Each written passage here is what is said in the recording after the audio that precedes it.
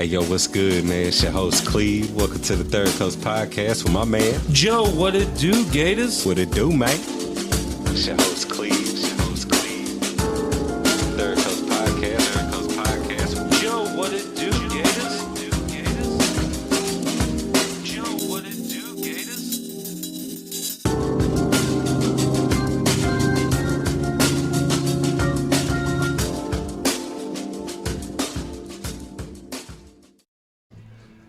Welcome to the podcast. It's your host, Cleve, and got my main man, Joe. What it do, Gators? What it do, man? How you doing today? Doing good, bro, and yourself? Doing pretty good. Another beautiful day today out here at Fete Du Void 2023, and we also have a guest on our show. Would you like to introduce yourself? My name is Alissa Prince from New Orleans. Well, it's nice to meet you and nice to have you on the show. How's your day going? How's the festival treating you? It's a beautiful day so far. I've been greeted with nothing but love and smiles. It's awesome. And music. Oh yeah, there's plenty of good people out here today, and it's more than enough music. If I could say so myself, last night we went to a comedy show. Yes. And at the same time, like whenever we stepped out, it had more music playing. Like I want to say on Avon stage and at the Skitter. So me and Gator, we took a walk to the Skitter to look at some of the lights, and I had a pretty good time last night. But The Kid Love set was awesome. what time did they play? I believe it was the closing set on the Skitter. Oh, I was in bed by then. Yeah. Like 1 a.m., 2 a.m. Oh yeah, I was getting some Z's to be back here in the morning. But would you mind telling us a little bit about yourself? What it is you like to do, or what's your profession? Like, do you have a main profession that you pursuing? I do a lot of different jobs, but mainly right now I'm focusing on art. In New Orleans, I just got hired with a program called Community Works. They provide after-school programming for kids, elementary school. So I teach art to kids 2 days a week. Awesome. And that's a new thing. I just had my first week right before heading out here, so it was nice to get my feet wet and see what I'm up against. But I love teaching children about art, teaching anyone about art. But I also do artist hospitality for festivals like Jazz Fest, Po' Boy Fest, NOLA Funk Fest. I'm doing that this year. Oh, that's dope. Mm-hmm. Sounds like you stay quite busy then. Yes, especially since the season's picking back up. Summer's always a little slow. Right. Yeah, Yeah, especially since it's been so hot. And super hot. But teaching kids, I know you said that you just started, but is that like, how is that like, what type of art do you like start out with? 'Cause, even like just me, like how would you teach me art? Like, is it like, how do you find it? What do you build? Because when we were looking at your art out on the Void, I was looking at hydro dip shoulder parts. What is that? Yeah, that was pretty cool. How do you even do that?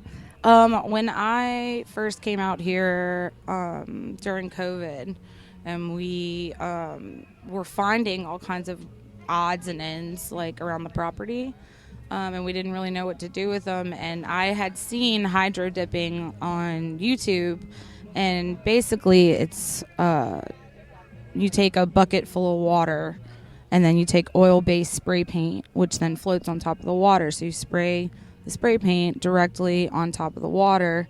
And it sits there like it floats? It floats, and you can kind of manipulate it with like a stick, or tilting the water bucket, or tapping it on its side, a little marbleize. And then you prime whatever you're going to dip into it so that the paint sticks to the paint. And you just slowly dip whatever you're trying to hydro dip into the bucket of water, and the paint gravitates towards it. So then when you pull it back out, it has this marbleized pattern that you created on top of the water. So everything just sticks to it. Does it take long to dry, or is it like an instant? Yeah, you usually want to give it at least about an hour to make sure it's like really dry, and then I like to seal it with a clear coat and make sure it's nice and locked in. I mean, I made those arms 4 years ago. They look pretty good. Like when we walked by there earlier, like I could definitely feel the essence of New Orleans, like all around the art in itself. Mm-hmm. And just looking at the arms, I was like, man, it looks like a shoulder. I just kept looking at it. I was like, damn, that is an arm. And I just, closely examined like some of the features of it. But I was pretty intrigued by the paint. I was wondering like how the design appears. It seems like it would look better at night. Like just the whole garden as in itself, like the way it lights up, like doesn't it have like yeah, the paint reacts to the light as well, and because of all the wavy patterns, if you have a flowy moving light, it can make it look like it's moving. The body part idea, I think, just came from, I don't know, like I like to address like how people feel about themselves when they look in the mirror, and like just having a weird body part out there that's like cool to look at just in your brain when you see that might make you feel a little more comfortable about yourself. Right. Yeah. And the mirrors, are those fun mirrors? Like what type of mirrors are those? Those are acrylic. It's like an acrylic tile kind of thing. I'm not exactly sure how they're made. I got very lucky. Yeah. With those, I worked an event during Essence Festival with Xander, and he that's where he got all the pink fur from. They just kind of like throw all this stuff away after these events sometimes, and they spend thousands of dollars. So I'll ask him if I can take some with me, and I just kind of build a lot of my supplies off of donations and things that people throw away.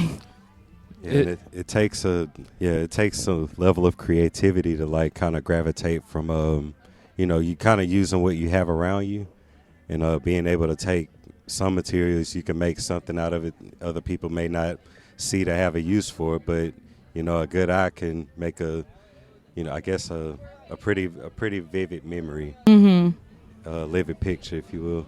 I'm sorry to cut you off. What were you gonna say? Oh no, I was gonna ask: is that like a common thing in New Orleans? Because there's always so many big events and stuff that people throw away a lot of stuff. Yeah, or I mean, there's a lot of destruction, like with hurricanes and things like that. There's just, I guess I've just always been surrounded by trash, and I've never really had too much money. Had to make the best of what I had.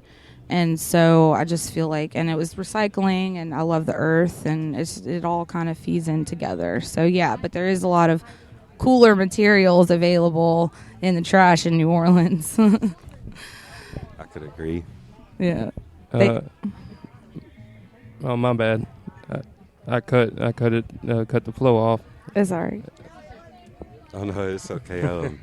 No, I was just thinking. Did you have were you actively working on any projects at the moment? Like, do you still pursue an art, or are you focused more towards your teaching? I'm focused more towards my teaching right now since I just started that. But I'm also working on curating the art markets for the NOLA Funk Fest and also the New Orleans Po' Boy Fest in November.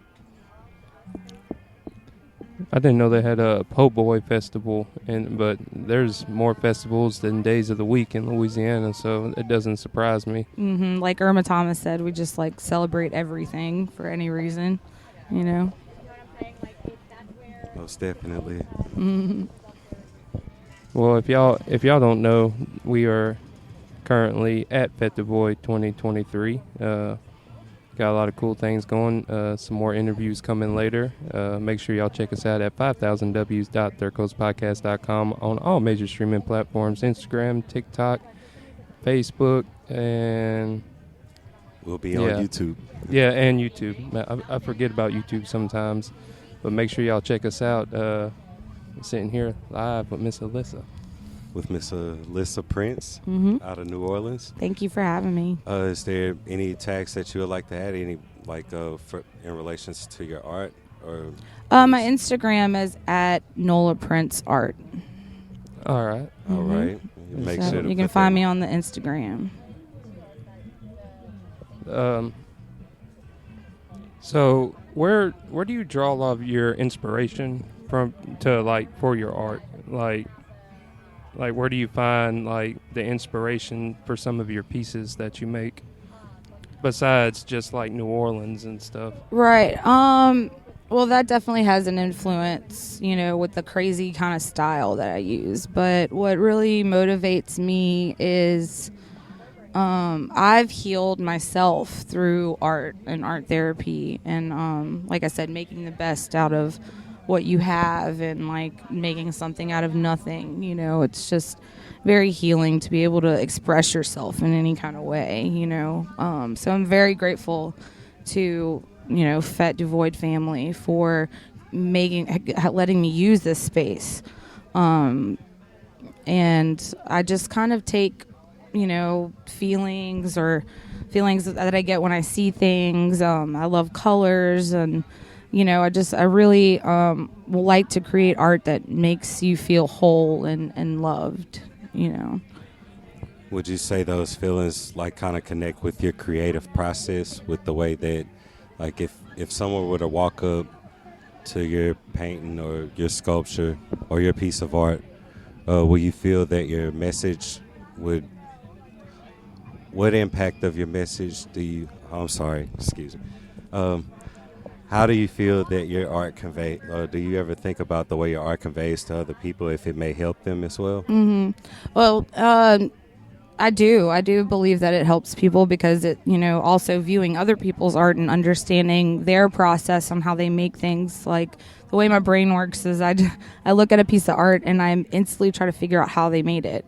And by figuring out how they made it, you can kind of feel what they were feeling, right, when they were making it. And so, I'm really big on symbolism. Just using even the tiniest little detail could make the whole piece. One little white dot that meant something, but other people might not perceive it. And that's the cool thing with art is that it's all about different people's perception. But overall, that's my motivation is to create something that makes you happy. How many years have you been coming to Fete Du Void now? 5 years, I But- guess, since it's been on this property. Before that, did you ever come to Oakdale? No. What's your favorite thing about Oakdale, if you do have one? My favorite thing is the Out- thrift out- stores. Oh, The thrift stores are so cool here. That's awesome. Yeah. Hey, you'll find a lot of cool stuff in the thrift store. You'll be, I found a lot, because kids grow out of clothes so fast. Mm-hmm. And I found a lot of good kid clothes, and it'll save you a couple of dollars along the way. Yeah. The thrift stores. Mm-hmm. Thrift stores. Got it. Hey, if you come to Oakdale, you know one thing. The thrift stores are popping for sure. And Fete Du Void. But we appreciate you being on the show. We ain't going to hold you up. It's been an honor and a pleasure. And we usually end our show with words of wisdom. Would you have any words of wisdom for the listeners out there? Be true to yourself. Be true to yourself. Love yourself. Listen to yourself. And don't worry about what other people think about you. And, be confident and everything will fall into place. Powerful words. But Cleve, I think this was a good interview, and we got some more coming up down the road. Most definitely. I think everything went well. Yep. And, we thank you for being here on Thank the show you, with us. guys. And I really appreciate it. I've never done anything like this before. I was super nervous.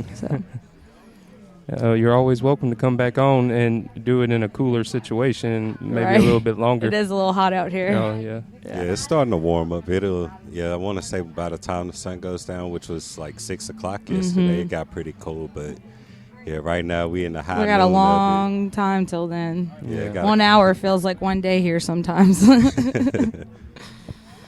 Well, But- thank you guys. It's no I'm problem. gonna get back at it. Alrighty, All and right. we out. And we're out. Hey, yo, what's good, man? It's your host, Cleve. Welcome to the Third Coast Podcast with my man. Joe, what it do, Gators? What it do, man? It's your host, Cleve.